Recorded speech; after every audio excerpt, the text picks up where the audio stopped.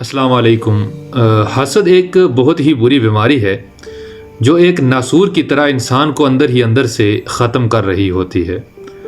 حاسد انسان وہ ہوتا ہے جو دوسرے اپنے مسلمان بھائی کی خوشی، اس کے پاس کوئی اچھی چیز کا ہونا، کوئی اچھے مقام و مرتبے کا ہونا برداشت نہیں کرتا۔ وہ اندر ہی اندر کرتا رہتا ہے کہ اس کو وہ چیز کیوں ملی اور مجھے وہ چیز کیوں نہ ملی۔